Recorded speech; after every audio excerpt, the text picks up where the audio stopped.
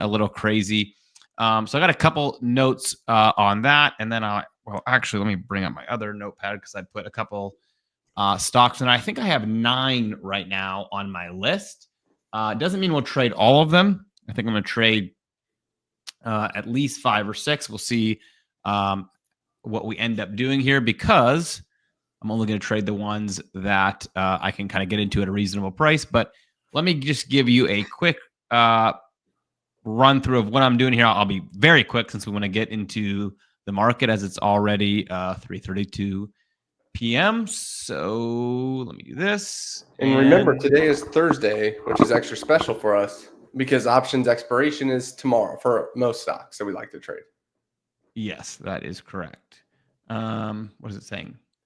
Remove another media from the stage. There is no other media on the stage. Oh, yeah, I need to remove my screen share before you can add yours. There you go. Oh, okay. There we go. All right. Here we go. New crazy idea. Shotgun Thursdays launching officially today. So, like I said, gonna be a little wild here. So the idea is, what if I took a quote unquote diversified approach on Thursdays, trading different stocks and sectors, all with expirations the next day? Because as Graham mentioned, this is really the only day of the week that you can do an overnight trade on regular stocks, because they have Friday expirations. Unlike how we use the SPY with, daily expirations, you can really only do this on individual stocks on Thursdays. Now, since the markets are generally bullish on Fridays, in fact, Fridays are the most bullish day, historically speaking, from a percentage basis. In order to lose everything across the board, it would have to buck the Friday trend, buck the trend across multiple different stocks and sectors, buck it by enough to turn defensive trades into losers, and buck it in a way that goes straight down and hits no target. So really a lot of things would have to go wrong for you to pretty much lose across the board. More likely, we'd be on a given Friday would be, we hit the majority of our targets on the trades, and then maybe we lose 1 or 2. And so as long as that blends out to a profitable approach, you would be in good shape on this little shotgun approach. So here's the potential benefit.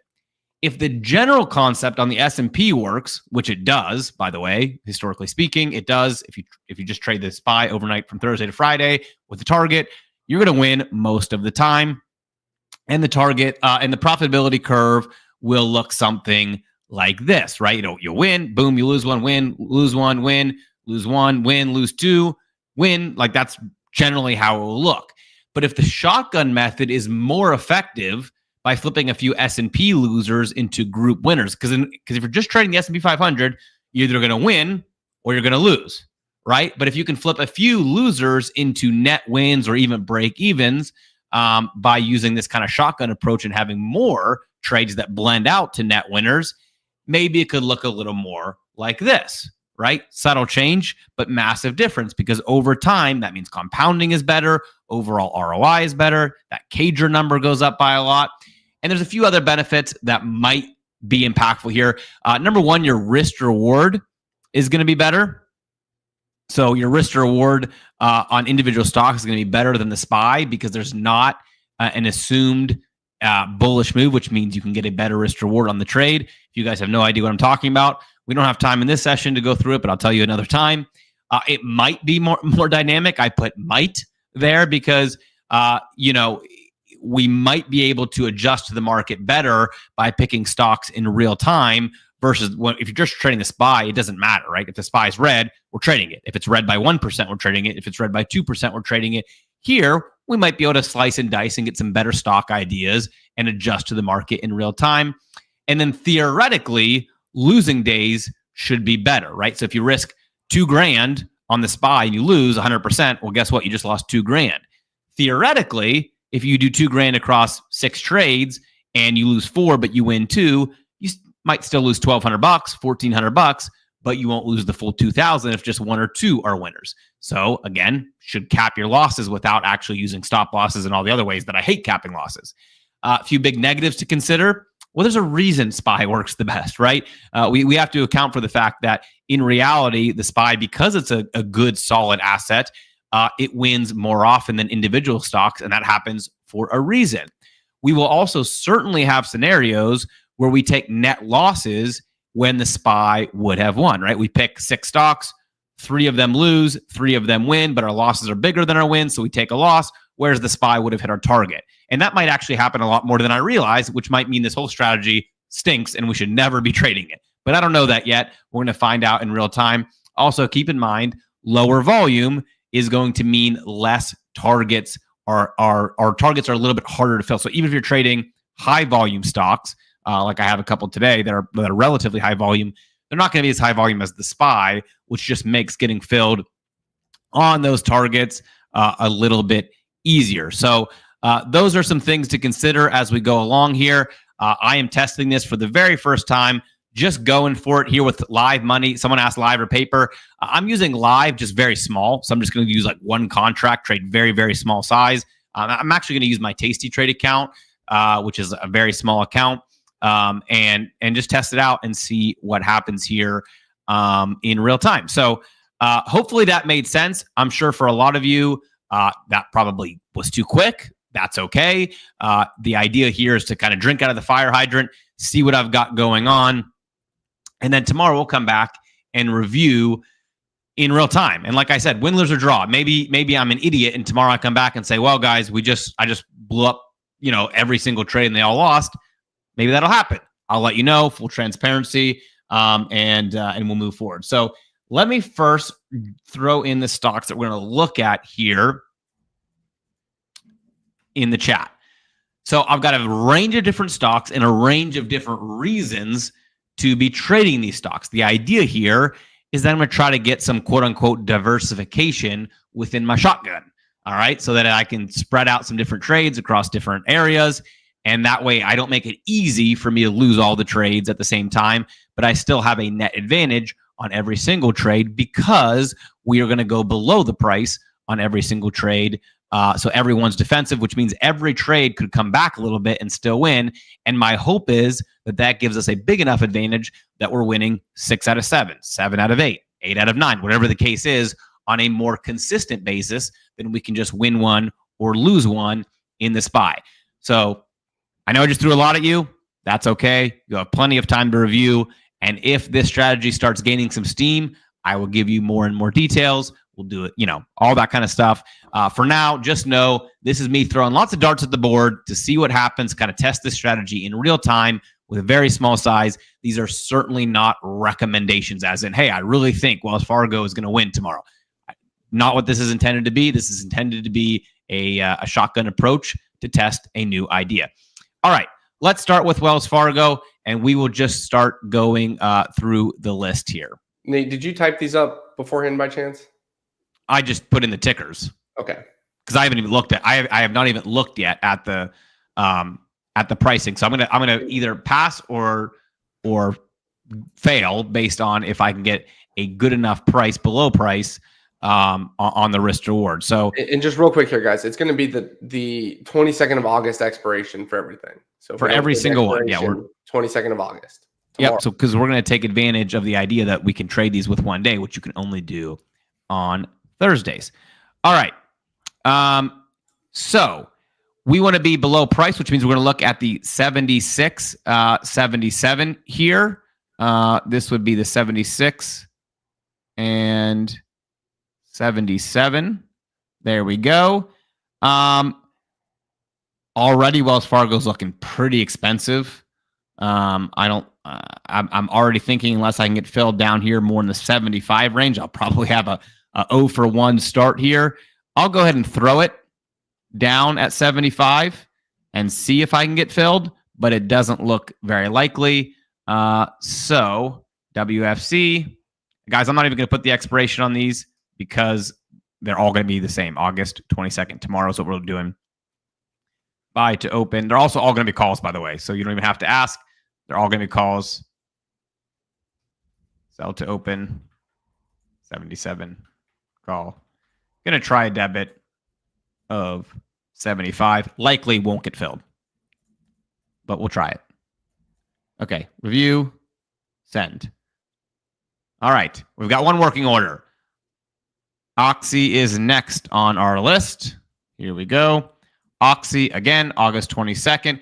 Oxy is trading at 44.59. So we'll try the 43.44. And by the way, I'm going to try to get these within a reasonable risk per trade. The reason being because I want to, if I win 6 and lose 1, I don't want to lose 1 that's worth way more and have a net negative result. Oxy is going to be a little more on the expensive side here too, but that one actually makes more sense because it is a lower price instrument. So by being 50 cents clear, we're over 1% clear. So I'll look at Oxy here and we'll see if we can get in. Again, I'll try to go lower. Let me try for 82 on Oxy. Oxy,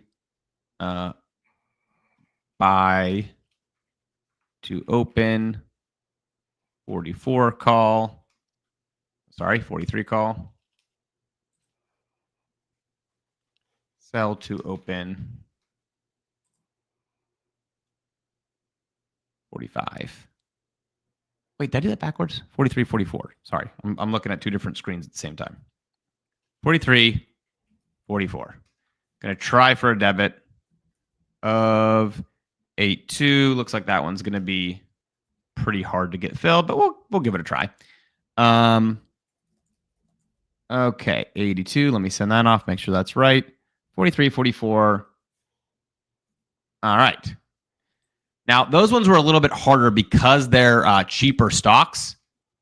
So it's harder to get, like that one. We're a full 1% under the price, where that's going to be hard to get into with a reasonable risk reward. Okay, now we've got AbbVie, current price at 209. So here we can try the 205 and sell the 207.50.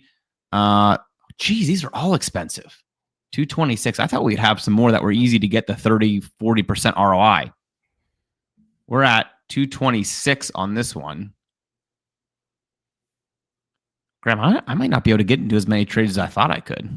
Yeah, I think, I don't know. I'm curious when you get to like Apple, what Apple looks like. We might have to bail on my idea after like 2 weeks and start going with wrap orders. Just make it the more aggressive shotgun approach. Yeah. All right, let's see. I'll put this one in here too. Sorry, guys. I thought these would be a little bit easier. It might be news related. It might be Jackson Hole. I don't really think it is, but could be. Let's see. ABBV.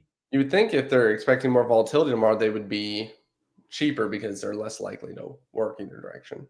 But sell to open. Unless they think it's big positive news coming. 207.50 call. And then I'll put a debit here, 190. And we'll see. I mean, I'm thinking that so far I'm probably 0 for 3 on actually getting filled here, but we'll keep chugging along. We'll keep chugging along, folks. All right. That one's in there. Then we've got Cisco. Cisco has a little more volume typically. Let's see. See if Cisco gives us any more life. Cisco is at 67, so we'd have to do the 65 and 66. Also pretty expensive. Unfortunately, it's right at 67, so we can't really avoid getting either like 1.5% below price. Well, let's do the 66, 67. All right, let's do this. 66. 67. Somehow I've added a 65 leg because I don't know how to use Tasty Trade yet.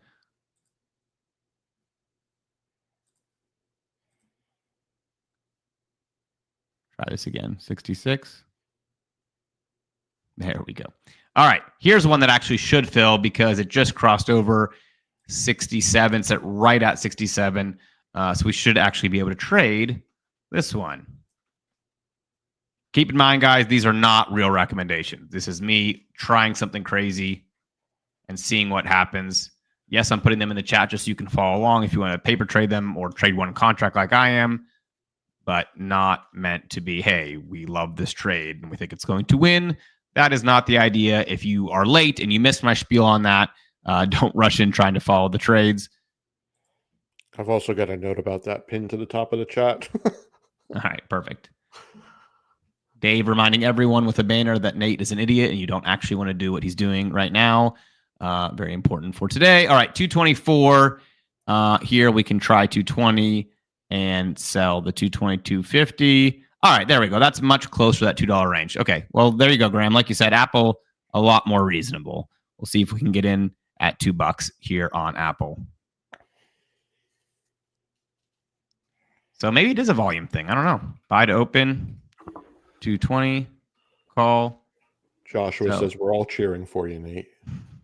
I'm not. He's not. Yeah, and the other thing, too, is like Oxy's a $40 stock. So for right.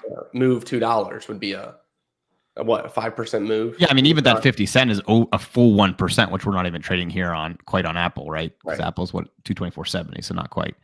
All right, I'll send that one.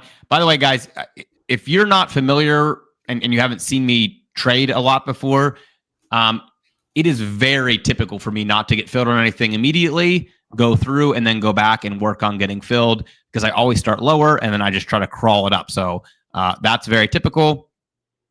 And you should not be surprised by that, that nothing's filling right away. Okay, 156. Here's one that we can probably get filled on as well, just because the strikes happen to work out. 152.50. 150. These are all tomorrow expirations. These are all tomorrow expirations, folks. Okay, well, I just said you should probably be able to get filled, and the mid price is 235, so never mind. But we'll try it anyway. Oh, geez. All right. Someone tell me in the chat that they're somehow learning a lot by Nate not getting good opportunities on any of these, so that I feel good about today's closing playbook. Sell to open, 155, call. It lets people know that if they have this trouble, then it's not just them and they're not doing something wrong. There you go. Wayne's bailing me out. Look, I'm learning. Wayne says I'm learning. All right, let's try this one at 220. Wayne's 11. Okay, 220. Oh, wow. Look at these spreads. Look at these spreads going crazy. Oh, my goodness. And this is on Raytheon, which is like not a tiny stock, you know? Okay. Got that one. All right, now MSTR. Now, this hopefully will be one because the whole idea of MSTR is that we should be able to get a bigger cushion priced in, even with 1 day. So this is one I was expecting to get a pretty easy fill on. Let's start down here and see what we get. 218. All right. There. Oh, see, I don't really know how to use Thinkers or Tasty Trade very well yet. Okay, 325. Okay. Well, MSTR is giving us a decent one, which it should because it has so much volatility that you would expect to be able to get pretty well below it and still have a decent price, which it looks like we should. Sell to open, 325, call, debit. I'll start at 205 and I'll go from there. All right. So far, not a single one of my trades has filled. All right. XLI. Another one that's cheap, but should be enough to get us about 0.75% below instead of the full 0.5%, which should help. 148, 149. We could even go to 149.50 on it. What is it? 150.62. Yeah, we could do that. Okay. Let's do this. 148.50, 149.50. All right. That one's a little more reasonable. These are all tomorrow's expiration. Hopefully you guys are either like paper trading these or doing it with one contract and not taking these all as legit recommendations. All of them, man. All the trades he's doing right now in this shotgun play are all expiring tomorrow. The idea is buy them today, day before expiration. 149.50. Okay. Debit on this one should be about 82 cents. I'll give that a try, and we will.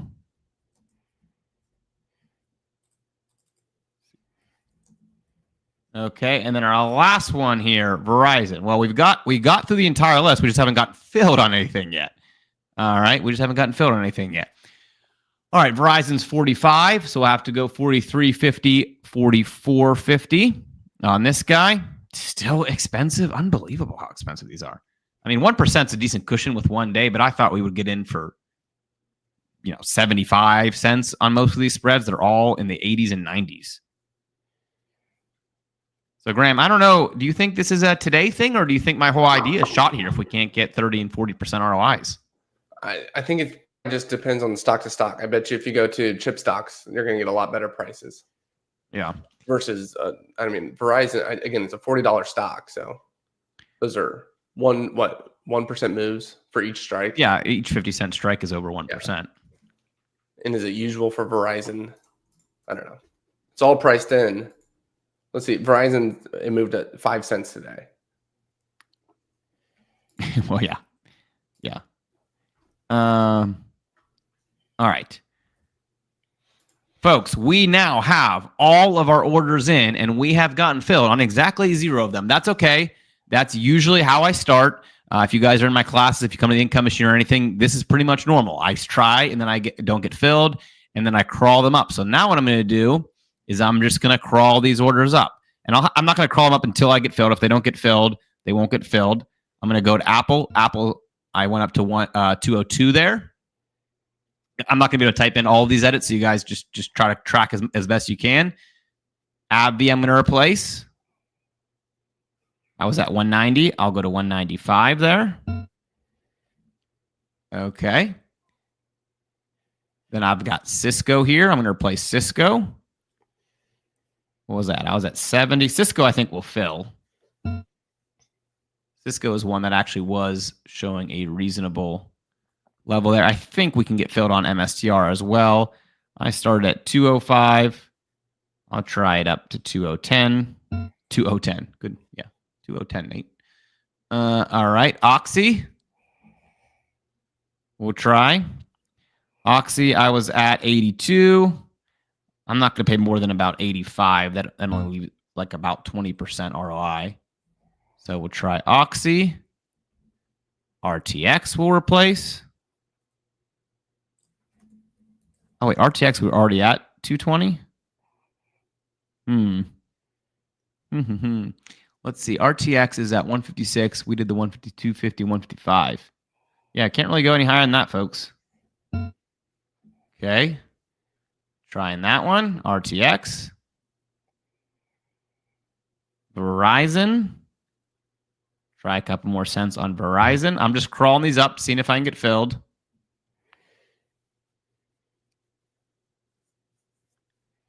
All right. We've got Wells Fargo. I think we'll get filled on Wells Fargo, right? What'd you go up to on Verizon? I just bumped 2 cents up to 82. But Wells Fargo, we still have plenty of room. Wells Fargo seems like maybe the only one I'm going to get filled on today. Let's see. XLI, I'll go up to 84. Not going to pay more than 85 on that one because basically I'm going to try to leave 15 cents at least on these dollar spreads. Okay. Let's keep going. We're at 205 now on Apple. Graham, I haven't got filled on a single trade. That's crazy. All right. I'll go up to $2 on AbbVie. I mean, these are not, to your point, some of them are 1% below the money with 1 day left. But I thought one strike below, paying 85, 90 cents that we would get filled. Okay. Let me just go up to 75 on Cisco. Oh, we got a trade. There you go. Ladies and gentlemen, we have a trade. Cisco is filled. Congratulations. We have a trade. All right. Let me go up to 212. Actually, on MSTR, I'm just going to drag up because we have some room on the strikes themselves. All right. Let me clear the trade, and I'll just go up to 338. We'll go up to 227. 327 rather, 330. Dave, would you mind editing that one in the chat for me? It's the MSTR one, just changing the strikes to 327.50, 330 on that. Yep. I'll start that one at 190. That one we should be able to get filled if we just crawl it up a little bit more as well. Oxy, I have it can't edit 85. yours, but I can delete them, so I'll just post a new one. Verizon still showing a mid price of 95 cents. Okay, I'm going to try here for 80 cents on Wells Fargo.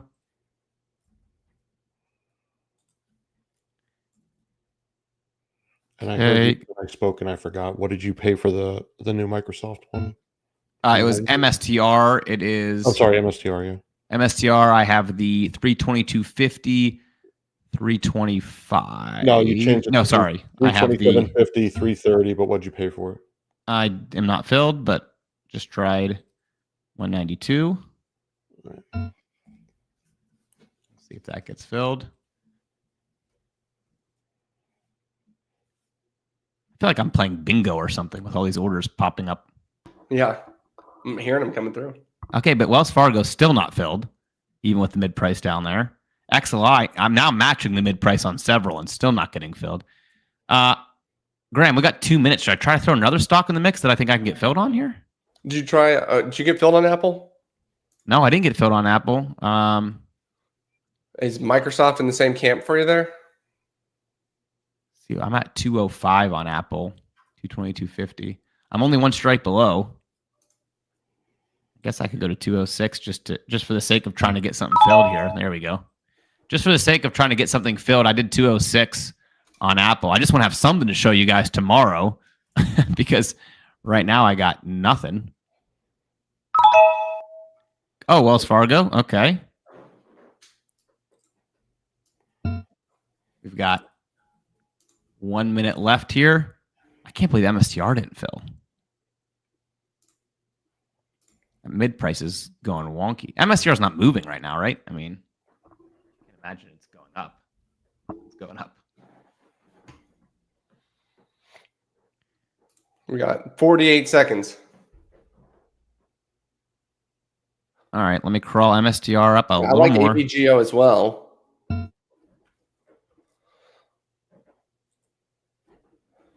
Okay, Oxy's right at the mid price, still didn't get filled. XLI filled. All right, let's see if MSTR will fill. Although the mid price just bounced 10 cents again for no reason whatsoever. Mid price on Verizon showing $1. Perfect. Oxy was there for a second. All right, last ditch effort. MSTR 199. Last ditch. See if it gets filled. Looks like a big no for MSTR. There's the bell. Oh, look at that. It filled after the bell, technically speaking. Wow. I got filled on MSTR the ball after was the in bell. the air when the bell rang. All right. Well, guys, that was something. I am not sure even what to say about what just happened over the last 30 minutes. I thought that I would be able to find a lot more that were in that like 20, 30% ROI within one day. Clearly did not. So we'll have to rework some of the thoughts, but at least we have a couple open that we can mess around with and just kind of see how they do it. So here are the ones that I actually got filled. I got Apple, I got Cisco, I got Monster, which is MicroStrategy. I got Wells Fargo, and I got XLI. Now, each one of these ranges from like 20 to 30% of ROI potential. What I'm going to try to do is just kind of see how the overall market reacts tomorrow and how we do relative to that on these individual stocks, and then kind of try to gauge and come out with a plan for next Thursday at what I might do differently, and the next Thursday, what I might do differently, on all those different ones. Now, there are a couple of different thoughts that I have on how we could do this shotgun strategy. Obviously, step one for me is just kind of figuring out exactly what we figured out today. what kind of fills can we get? How hard or easy will they be to fill? How much cushion can we get with just 1 day left in the trade? How do the actual P&Ls move overnight? For example, if a stock stays flat overnight, are we going to get a decent P&L already first thing in the morning because we've avoided the overnight drop, or is it going to have a more aggressive curve later in? So all of those things are going to be interesting things to kind of learn as we go. And that doesn't even touch on picking stocks. That's just the actual function of the trade. That doesn't even get into which stocks do we pick, how should we diversify, which sector should we use, all that sort of stuff. So it's going to be a fun little journey here. It might be 2 weeks. We realize, hey, it's just too hard to get enough meat on the bone. But it could be something where, 10 weeks from now, we're still optimizing and figuring it out, and we have a good track record built up. So I'm going to be very interested to see how that goes. Just a couple notes for you guys right out of the gate here. What I did today was unideal for a couple different reasons. Obviously, only having 30 minutes didn't give me a ton of time to do a quick training and crawl up those orders. But more importantly, I don't actually have even risk across these trades. So that is fine for, testing purposes and to kind of see how they react tomorrow. But as we develop a strategy, which I hope we do, I hope it'll be a cool strategy. As we develop that, you're going to have even risk, or at least close, across those positions in order for them to actually matter, and for the strategy to actually have a chance of working out. So that'll be an interesting thing to follow through with. A lot of, I think, kind of learnings we can take, even if this idea of the Shotgun Thursday doesn't work at all. I think we'll actually learn some cool things along the way that we can apply to other strategies. So that's what I'm most interested in. We will see how it goes. We'll see how the stock selection goes. Maybe build some scanners and some indicators to help us find better ones. Pull in some options data in real time. All that sort of stuff we can look at. Now, speaking of strategies that are much higher probability, don't forget that tomorrow is our weekend option entry. Is everyone in here a weekend option member? Something else just filled. That was. Oh, okay. I was canceling a day order. Nate, you actually just got a testimonial in that you haven't seen yet. I'm putting in the chat right now about weekend options as it happens. John wrote in, he joined on the 14th of this month, about a week ago today. The lifetime VIP option received its first trade alert on Friday, placed a trade within 45 minutes, had a profit of just under 160%. It essentially paid for the membership with one trade. He said he subscribed to 50 to 75 other services and never experienced that kind of return. So that's awesome. Well, thank you for that, John.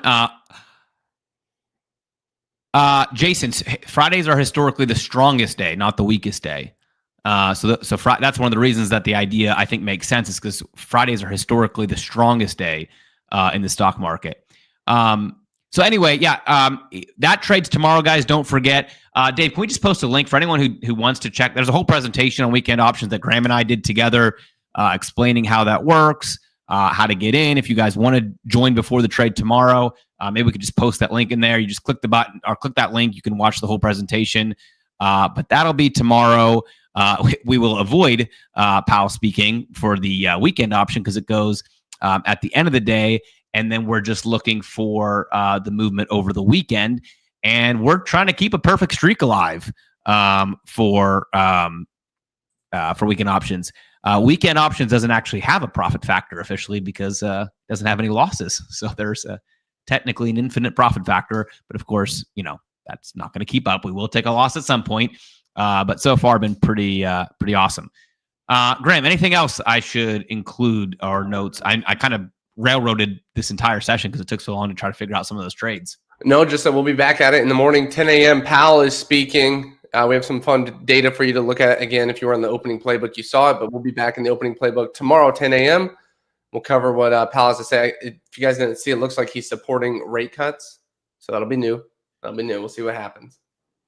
Always fun when Powell is speaking. Hopefully, doesn't go off the rails too much tomorrow. But it'll be interesting. We'll check out our trades tomorrow. We'll come back tomorrow. Like I said, if I lose all 5, I'll share them with you. No harm, no foul. This is an experiment that I wanted to do with real money. Someone asked, why not paper money? The big thing with paper money, it's great to learn the platform. It's great to learn execution. What it's not great for is telling you if the fill is legit. So that's why I want to use real money anytime I'm testing something that I'm hoping, has some potential. I want to use real money and, make sure that the fills are legit.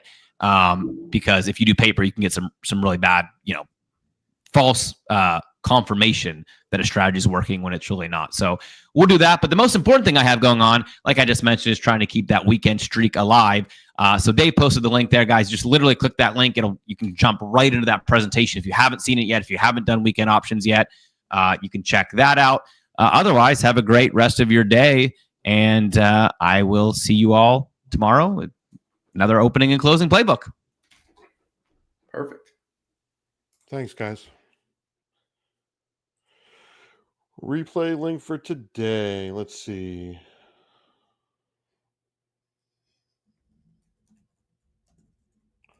Get that in here. So within a couple hours, we'll have this replay up. It always takes a little bit of time to get them rendered and up online. But this will be, you'll always be able to get the latest replays, the last opening playbook and the last closing playbook at this link.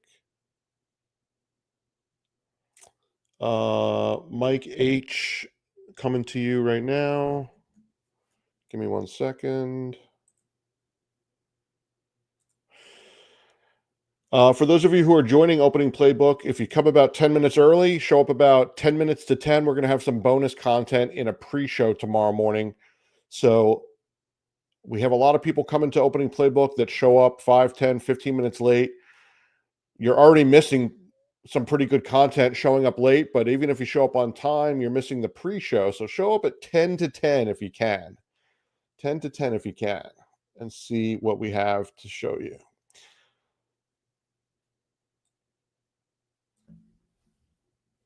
Mike, I'm posting for you now.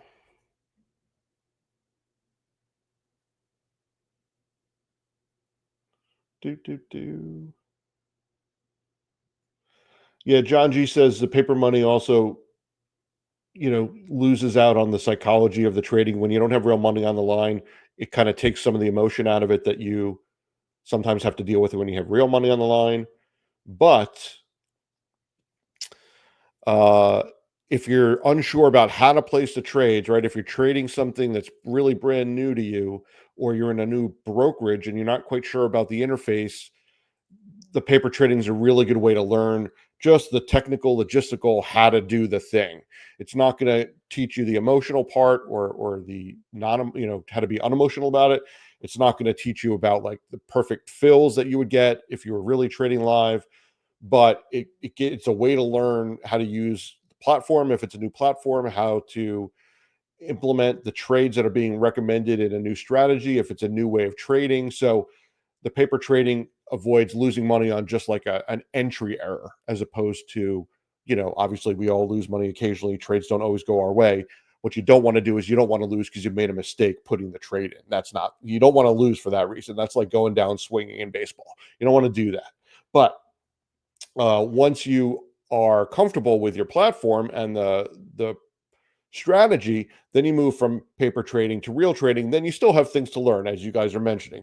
Still have to learn to be unemotional about it. Still have to learn to put a reasonable amount of money on each trade and not go for the fences with each trade and that kind of stuff. Let's see. Could you give us the changes Nate made on his original orders? Yes, I can. Yep. So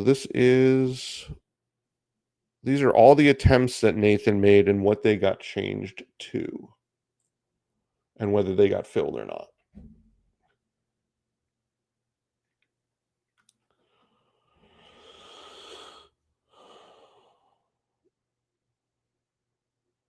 Alrighty.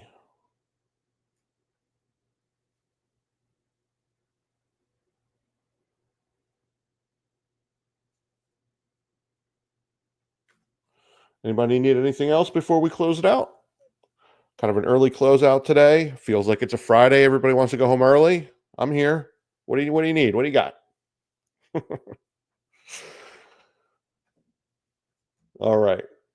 Well, if there's nothing that I can do for you, then we will close it out, and we'll see you tomorrow morning, either at 10 a.m. or a few minutes before.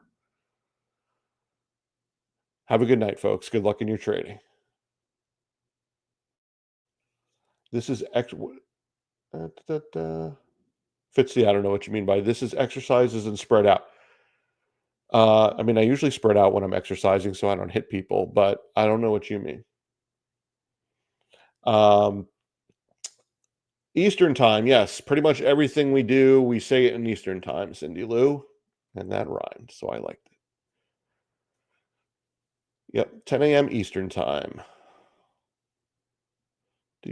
Do.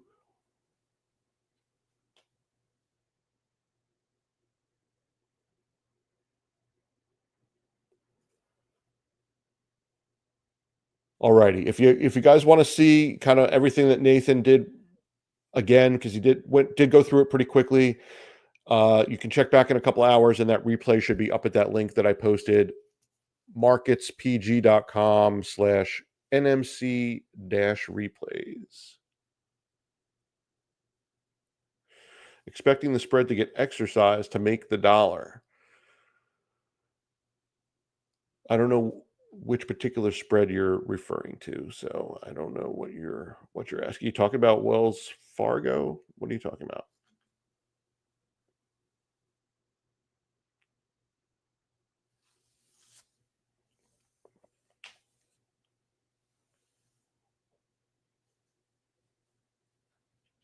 There you go. Oh, XLI. Gotcha.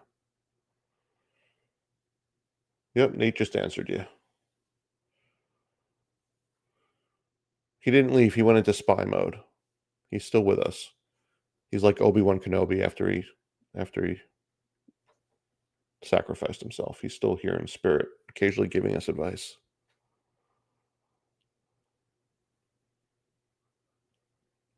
I posted the link. It gets a little bit pushed back. I'm going to put it in an announcement down below so it doesn't go anywhere. Hold on.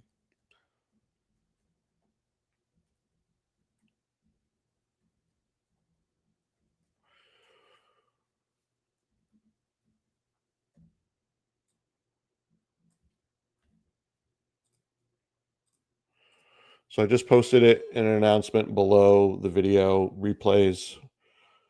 Like I said, give it a little time to get posted. Thanks, Sebro.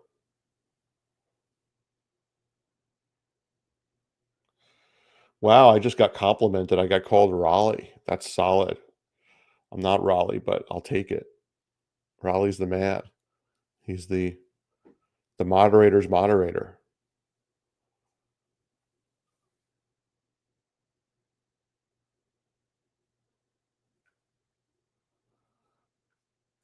All right, folks. Have a great rest of your night. We'll see you in the morning.